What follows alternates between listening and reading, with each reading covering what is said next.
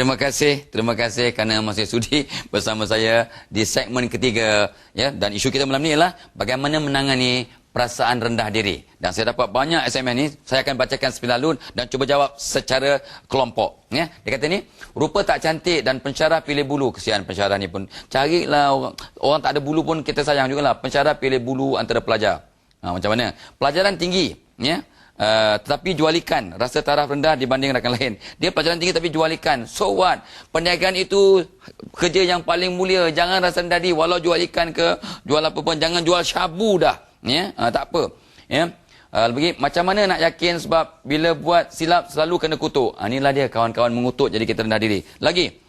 Sudah berumur 39 tahun tapi masih ada perasaan malu. Macam mana nak atasi? Hey, saya 55 tahun masih rasa malu. So what? No problem. Ni baru 36 tahun. Budak sangat. Pak Aziz Sata 81 pun malu-malu. Tunggu 22 tahun jadi duda baru nak kahwin tahu. Malu. Dia rasa malu. So no problem. Malu itu normal. Ya. Cara atau tip nak hilangkan rasa malu dan yang bertempat. Kita bincang nanti. Nak berjaya dalam perjalanan tapi rasa rendah diri dan sebagainya. So bagaimana kalau seorang isteri merasa rendah diri terhadap suami apabila suami bercerita tentang kekasihnya? Ini tak patut. Laki-laki jangan cerita pasal kasih awak yang lepas. Ini laki-laki yang tak ada hati perut. Ya, perut dia entah di mana, hati dia di mana. Tak betul ni. Tak boleh ni. Ni tak guna punya laki-laki ni. Jangan buat begitu ya. Jangan cerita hal kekasih lama dengan isteri. Itu sebenarnya dia nak tunjuk ego sebenarnya. Dia rasa rendah diri. Jangan ya, suami rasa rendah diri, rasa kurang maka dia terpaksa cerita yang lepas. Saya seorang pelajar dan malu untuk bertemu pensyarah. Ini apa benda cerita ni? Pensyarah suka pelajar-pelajar yang suka jumpa mereka. Tapi kalau nak jumpa secara kumpulan, maka anda akan kurang malu dan pensyarah seronok sebab tak perlu melayan seorang-seorang ya, ramai-ramai. Okey? So kita terima panggilan sebentar ya. Assalamualaikum. Halo. Hello. Waalaikumsalam. Cik Zaitun Pandan Jaya, silakan. Saya Datuk. Ya, ya. Saya ada masalah. Silakan. Mengenai anak saya. Aha. Dia malu. Malu apabila buat kerja kumpulan dengan rakan-rakan di sekolah. Aha. Merasa rendah diri apabila nak tanya kepada guru, kepada kawan-kawan sekeliling. Sebab kawan-kawan sekeliling dia rasa lebih pandai daripada dia. Dia budak lelaki Dia anak perempuan. Anak perempuan? Anak sulung? Anak yang kedua. Anak nombor 2? Anak nombor 2 ni dengan anak pertama jaraknya berapa tahun? 2 tahun. 2 tahun. Dengan adiknya? 2 tahun. Okey, fine. Normal. Ya, normal. Ya. Tapi dia tidak lahir hujung tahun ya? Dengan kawan-kawan ada rasa malu. Tak. Anak nombor 2 ni lahir hujung bulan berapa? Oh, bulan Mei. Oh, okey. Dia bukan hujung tahun. Kalau hujung tahun tu okey. Tak apa. Okey. Terima kasih Puan Zaitun. Ya, sama-sama. Baik, ini pun masalah penting untuk seorang ibu, untuk seorang ayah pun sama juga.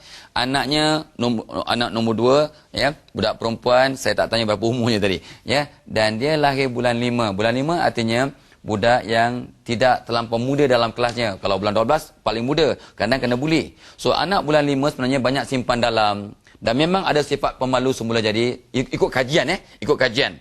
Anak yang lahir bulan 5 biasanya suka memendam diri. Ada sifat malu. Tapi bila dapat kawal sifat malunya, dia akan lebih berani, hebat, cemerlang. Budak lahir bulan 5 biasanya jarang marah. Sesekali marah, amat parah.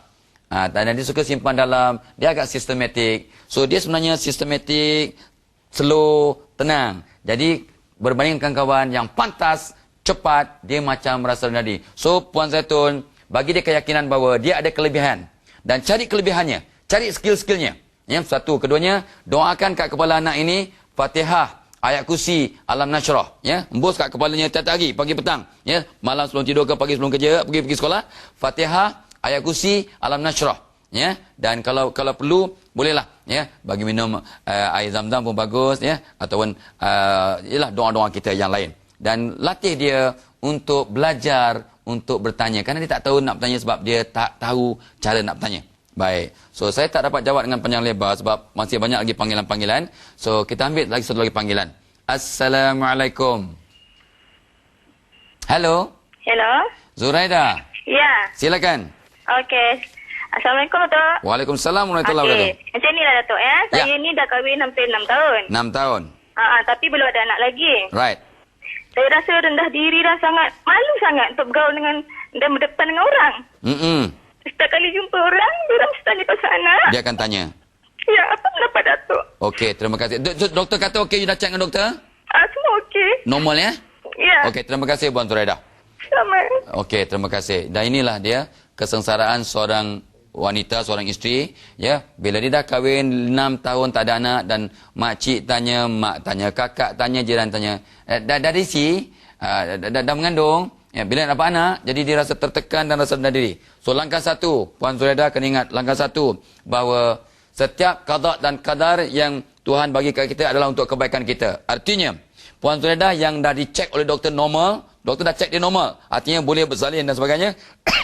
So jangan rasa rendah diri, artinya kenapa Puan Zuraida belum mengandung? Sebab Tuhan tahu mungkin anda belum bersedia untuk mengandung. Kalau mengandung ada masalah lain. So satu, ya. Yang keduanya, bila orang bertanya, Puan Zuraida dah mengandung, dah diisi, bila nak beranak, you terus cakap dengan senyum. Belum lagi tuan, puan, ya, kakak, makcik, doakanlah. Tolong doakan. Mungkin dengan doa puan, saya akan cepat mengandung. Tolong doakan. So terus cakap begitu, minta didoakan. Ya, dan yang ketiganya, mulai sekarang Puan Zuraida ubah diri. Contohnya malam ni lepas sembahyang Isyak, solat taubat, istighfar, solat hajat. Itu the combination ya. Solat taubat, istighfar 70 kali, solat hajat. Minta Allah bagikan kekuatan dan dapatkan zuriat. Ya, dan jangan takut bila dah doa, dah ikhtiar, masih belum dapat anak, redalah bahawa tentu ada hikmah yang tersembunyi yang Puan Zuraida belum dapat anak. Tapi ikut kajian, kalau orang susah nak dapat anak, kalau dapat ambil anak angkat, perasaan keibuan akan menyebabkan anda lebih mudah untuk mengandung dengan izin Tuhan. So kalau perlu, kalaupun sesuai, kalau suami setuju, keluarga setuju, yang penting you suami setuju, ambillah anak angkat. Ya, baik. So itu dia antara perkara-perkara yang kita boleh bincangkan. Ya, saya nak cuba buat summary. Ya, yang lain dia kata apa? Berumur 26 tahun, ada masalah berat badan, dari kecil selalu rasa rendah diri. So kalau ada masalah berat badan, rendah diri, kan ada dah dulu siapa nama Muhammad Said tu ya, yang beratnya sampai 100 berapa 20 kilogram. Kalau dia boleh turunkan sampai sekarang lebih kurang 100 kilogram dan nampak macho dan hebat, anda pun boleh. Usahalah. Kalau itu masalah anda, kurangkan berat badan.